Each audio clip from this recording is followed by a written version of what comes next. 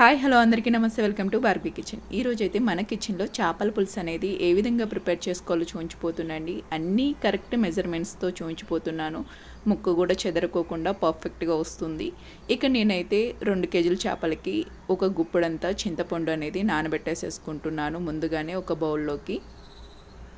ఇప్పుడు స్టవ్ మీద ఒక బాండీ పెట్టేసేసుకున్నాను. ఎప్పుడైనా చేపలు ప్రిపేర్ చేసేటప్పుడు వెడల్పాటి బాండీలోనే చేయాలండి.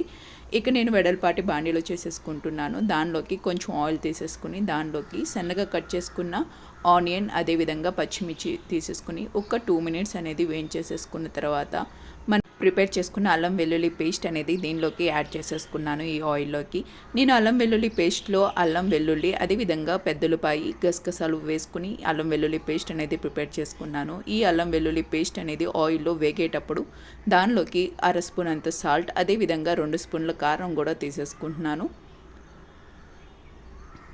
మనకి అల్లం వెల్లుల్లి పేస్ట్ అనేది వేగాక దీనిలోకి మనం వాష్ చేసి పెట్టుకున్న చేపలు అనేవి నేనైతే 1 బై 1 ఇలా పెట్టేసేసుకుంటున్నాను. ఈ విధంగా అల్లం వెల్లుల్లి పేస్ట్ మీద చేపలు అనేవి పెట్టేసుకున్నాక దానిపైన ఇంకొంచెం సాల్ట్ అనేది, అదేవిధంగా కొంచెం కారం అనేది యాడ్ చేసేసుకుంటున్నాను.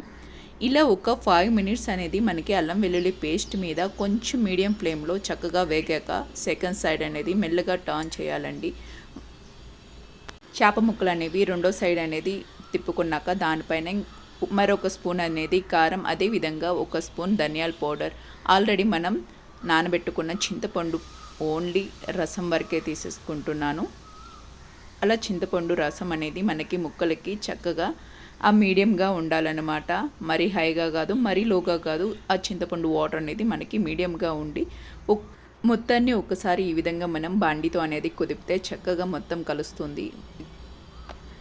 క్యాప్ పెట్టేసేసుకుని ఒక 50 మినిట్స్ చక్కగా కుక్ చేసుకుని మనం ఏమన్నా యాడ్ చేసుకోవాలి సాల్ట్ కానీ కారం కానీ అని అన్నప్పుడు కనుక ఒకసారి టేస్ట్ చూసి మనకి సాల్ట్ లెవెల్ అనేది మరొకసారి మనం యాడ్ చేసేసుకుని, దీనిలో మీరు ఎప్పుడు కారం కానీ సాల్ట్ కానీ యాడ్ చేసినా మనకి బాండీతో సహా కుదిపితే మనకి ముక్క చెదరదండి. చక్కగా పర్ఫెక్ట్గా మనకి కుక్ అయిపోతుంది. లాస్ట్ ఫైనల్గా దీనిలోకి నేను అరచక్క నిమ్మరసాన్ని కలుపుకుంటున్నాను. అదేవిధంగా ఫైనల్గా కొత్తిమీర తీసేసుకుని మనకి ఆ చింతపండు పులుసు అనేది మనకి ఈ విధంగా ఎగిరిపోయాక మనకి ఆయిల్ అనేది పైకి తేలుతుంది. ఆ టైంలోనే మనం చక్కగా స్టవ్ ఆఫ్ చేసుకుంటే ఎంతో టేస్టీ అయిన చేపల పులుసు అయితే రెడీ అయిపోయింది. టేస్ట్ అనేది చాలా బాగుంటుందండి.